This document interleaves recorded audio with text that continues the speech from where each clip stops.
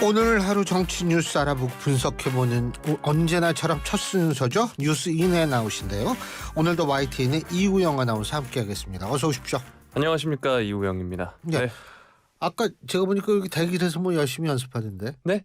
아까 여기 대기실에서 뭐 말하는 거 열심히 연습하던데. 한번 해보세요. 연습했으니까. 네. 제일 좋아하는 거 네. 그렇잖아요. 이게 제가 네. 부탁드리지 않았으면 큰일 날 뻔했던 거 네. 빨리 하세요. 제가 사실 대기실에서 연습했던 거 이제 에어컨 설치 기사님 전화였는데 전화 통화였는데. 뭐 에어컨 같이 시원하게 한번 말씀해 주세요. 네, 알겠습니다. 예. 여러분 더운데요. 이런 더운 날 스트레스 풀리시게는 유튜브에서 YTN 라디오 검색하셔서 구독과 좋아요 누르시면 해결된다고 장담할 수는 없지만 뭐 비슷하게 효능을 볼 수 있지 않을까라는 생각도 듭니다. 좋아요와 구독 부탁드리겠습니다. 제가 그냥 참고로 말씀드리는데 이 인생은 일단 좀 낙천적이고 네. 이 좀 긍정적으로 바라보는 거 어떻게 해결될지는 모르겠습니다만 이런 얘기하지 마시고. 근데 이런 건강과 관련해서 단언을 했다가는 이제 가짜 뉴스가 되기 때문에. 네. 거기까지. 네. 아유, 넘어갑시다. 오늘 어떤 얘기부터 할까요? 네, 일단 주말에 전해졌던 이제 김남국 의원의 자진 탈당 관련 소식부터 한번 다뤄보도록 하겠습니다. 예. 거액의 가상자산 보유 논란의 당사자인 더불어민주당 김남국 의원 어제 쇄신 의총 직전에 자진 탈당을 했습니다. 오늘 유튜브 김어준의 뉴스공장에 출연하기도 했는데요. 국회 상임위원회 중에도 코인 거래를 한 의혹에 대해서 상임위 시간 아니냐 혹은 시간 바뀌냐를 떠나서 본인이 너무 잘못했다. 많은 국민과 동료 의원들, 당원분들에게 죄송하다는 말씀을 드리고 반성하고 성찰하고 있다 이렇게 밝혔습니다. 진행자가 상임위 중에 얼마나 거래했냐 이런 질문도 했는데요. 액수는 크지 않은 것으로 안다. 너무 소액이어서 기억을 못한다라고 말을 하기도 했습니다. 각종 의혹에 대한 질문도 있었는데요. 코인 거래를 둘러싼 에어드롭 미공개 정보 이용 의혹 이런 것들에 대해서 사실과 다르다. 허위 사실에 강력하게 싸우겠다 이렇게 말을 했습니다. 또 공개된 것 외에 숨겨둔 가상자산이 더 있다는 의혹에 대해서는 이용한 계좌들은 전부 실명 계좌를 이용해서 숨길 수 없다 이렇게 말을 했습니다.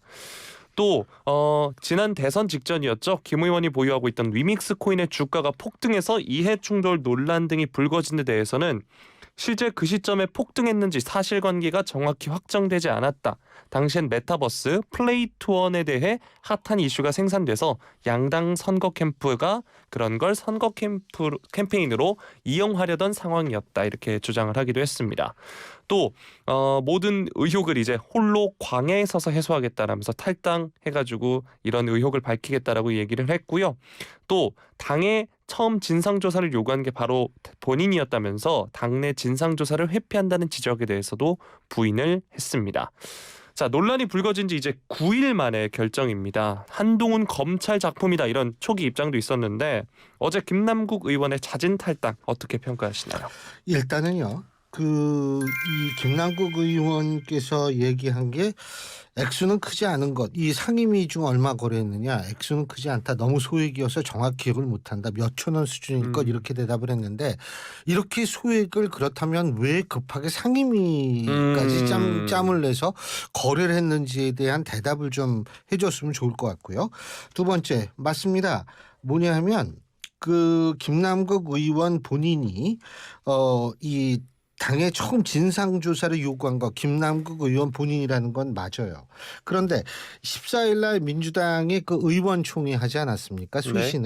쇄신을 위한 의원총회를 가졌는데 이 의총 중간에 이소영 민주당 원내대변인이 잠시 나와서 어떤 얘기를 했냐면 우리가 당이 요구한 자료가 많았는데 이 핵심 자료 다시 말해서 이용 거래소가 어딘지 전자지갑, 거래 코인 종목, 수입 등 거래 현황 관련 자료를 제출하지 않았다. 이렇게 얘기를 했거든요. 네.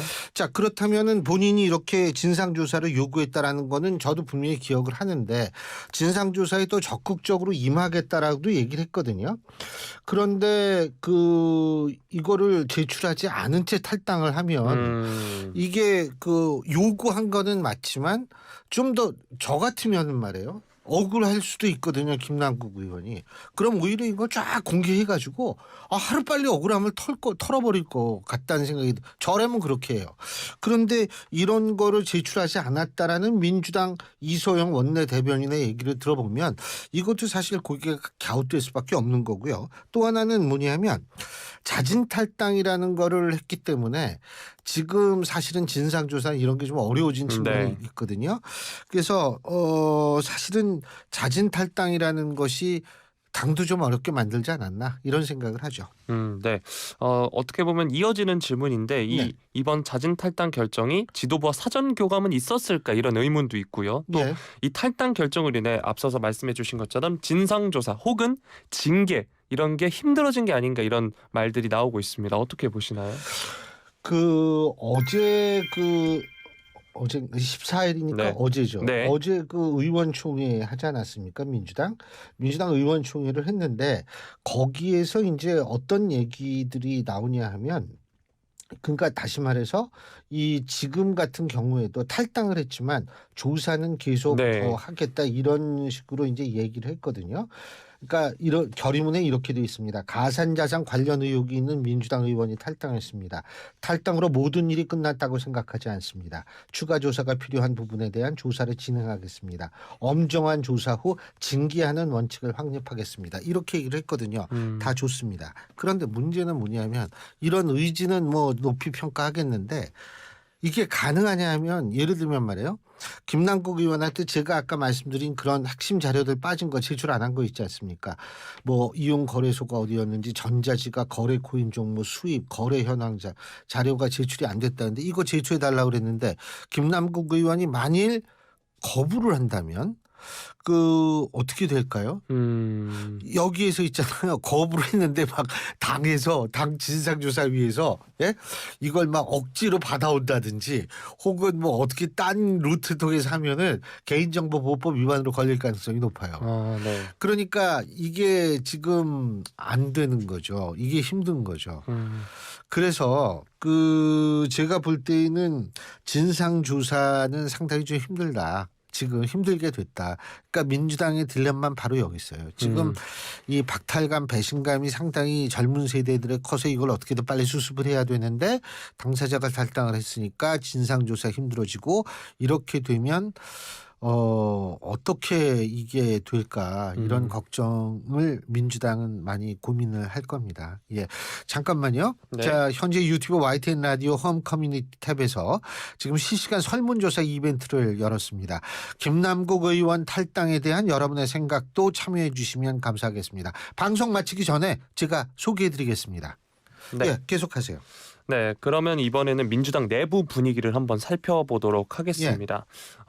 이런 기사 내용이 이렇게 표현을 했더라고요. 벌집 쑤신 듯한 분위기가 돼 있다. 그래서 내용이 점점 확대되는 양상인데요.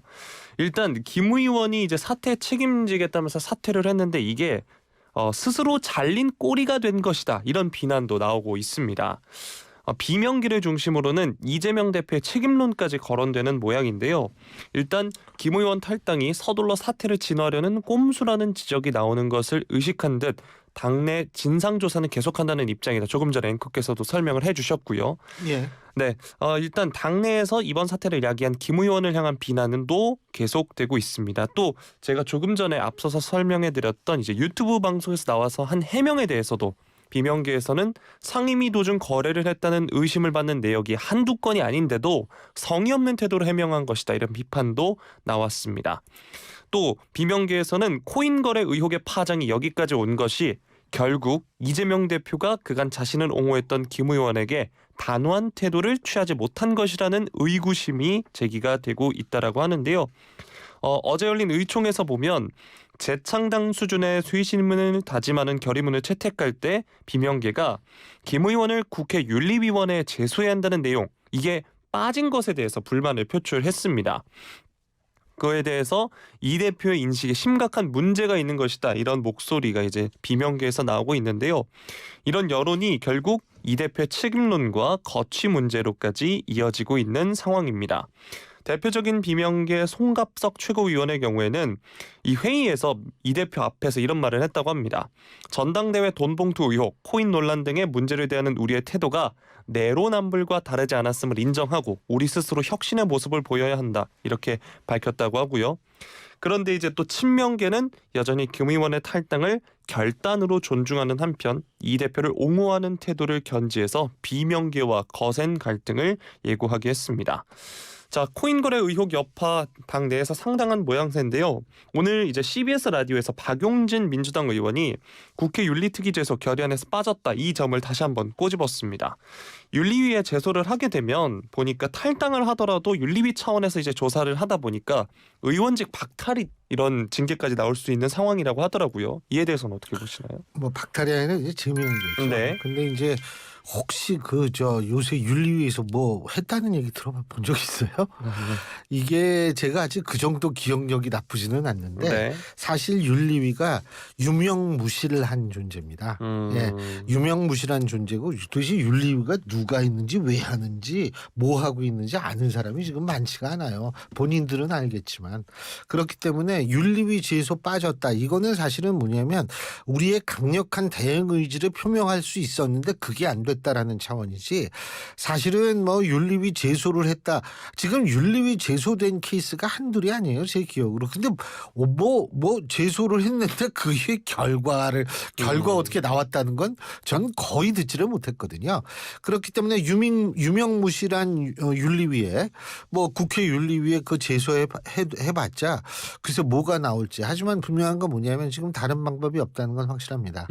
지금이라도 국회 윤리위가 좀 제대로 뭐 작동을 하는 모습을 보여주면 거기에 희망을 걸고 왜 그게 빠졌는지 여기에 대해서 되게 안타까운 생각을 할 수 있는데 솔직히 전 국회 윤리 뭐 움직여야지 뭐를 하죠.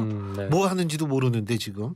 그래서 전 뭐 여기에 대해서 큰 기대를 할 수는 없는 상황이다 이렇게 말씀을 드릴 수 있죠. 네, 알겠습니다. 자 이제 한편 여당과의 신경전도 계속되고 있다. 이 소식도 한번 살펴볼 텐데요. 국민의힘 김기현, 더불어민주당 이재명 대표가 이번 논란과 관련해서 서로를 겨냥한 설전을 벌였습니다. 먼저 김기현 국민의힘 대표가 오늘 오전에 최고위원회의에서 이미 부정부패 정당이 돼버린 탓인지 이를 지켜보기만 할 뿐 제대로 된 대응도 안 하고 있다 이러면서 혹시 이 대표도 김 의원 코치에 따라 코인 투기했던 적이 있었기 때문은 아닌지 궁금하다 이렇게 쏘아붙였습니다. 그런데 또 이재명 대표가 이런 발언에 대해서 자신이 보기에는 김기현 대표나 그 측근들이 이 코인을 많이 갖고 있지 않을까 생각이 들긴 하다. 그런 얘기를 하는 걸 보면 이렇게 되받아쳤는데요. 그러면서 이 민주당이 제안한 여야 의원들 전수조사를 즉각 실시하기를 요청드린다 이렇게 말을 했습니다.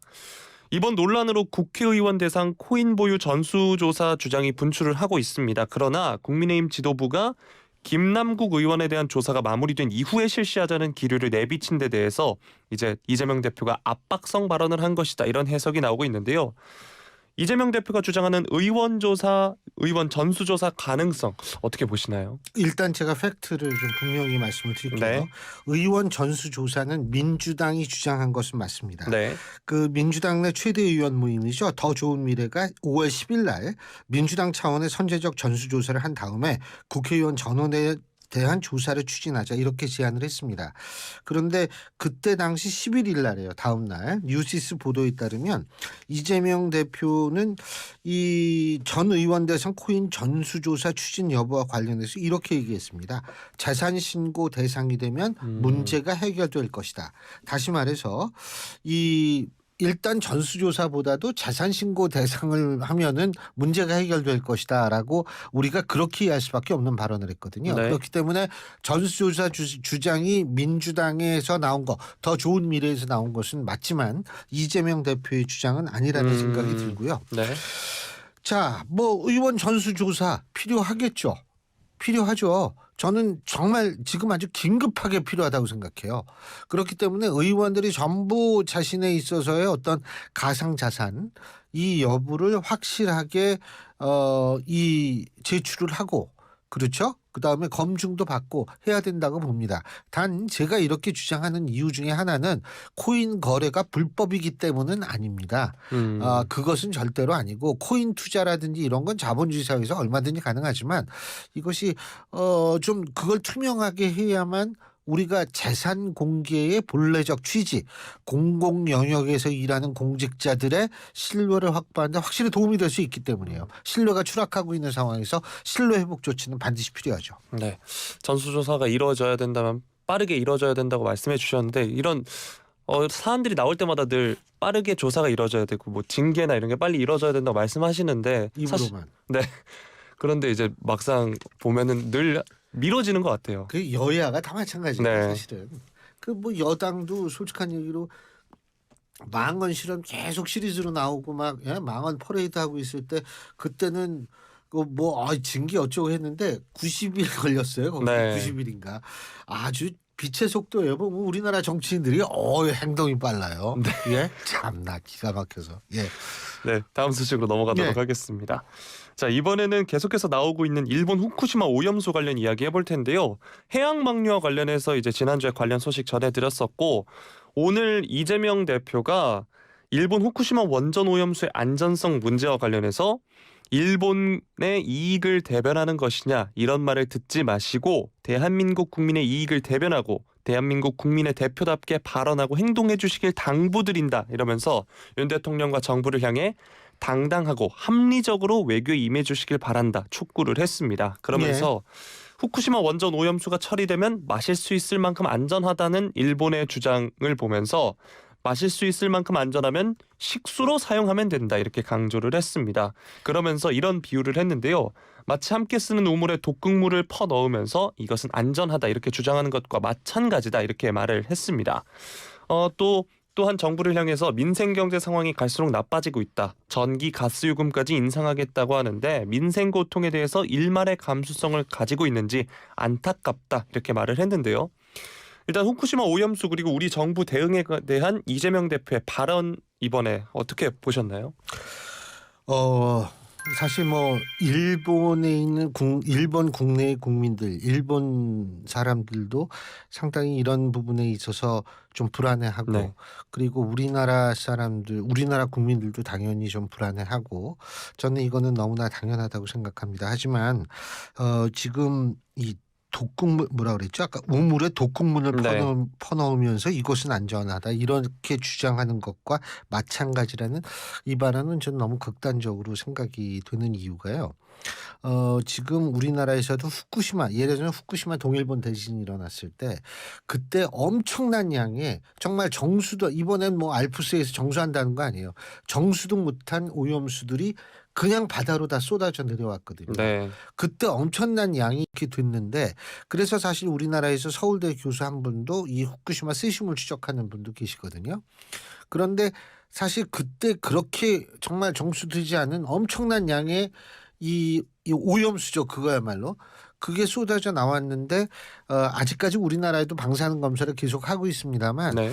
뭐 우리나라에서 그 위험 수치가 나왔다라는 얘기는 아직은 저는 들어본 적이 없고요. 그런데 어쨌든 불안한 거는 사실이죠. 그러니까 정부가 잘 해야 되는 것도 맞고 하지만 이 독극물을 우물에 넣으면서 이것은 안전하다 이렇게 주장하는 것과 마찬가지라는 것은 조금 저는 공당의 당대표이기 때문에 좀 발언에 신중해야 되는 것 아닌가 이런 생각이 듭니다. 그러니까 뭐 안전의 100%라고 우리가 절대로 얘기할 수 없고 우리가 계속 그 검증에다 이런 걸 해야 되는 건 맞지만 하지만 그럼에도 불구하고 또 너무 이 불안을 부풀리는 단어를 사용하는 것도 공당의 대표로서는 조금 생각해 봐야 되는 것 아닌가 이런 생각이 듭니다. 네. 계속해서 이제 민주당 관련 소식 살펴드렸는데 이번에 이제 국민의힘 관련 소식 한번 살펴보겠습니다. 지난주에 이제 국민의힘 윤리위에 따른 최고위원 징계 소식 전해드렸었는데 국민의힘이 태영호 전 최고위원의 자진 사퇴에 따른 후임 최고위원 선출 절차 착수했다는 소식입니다.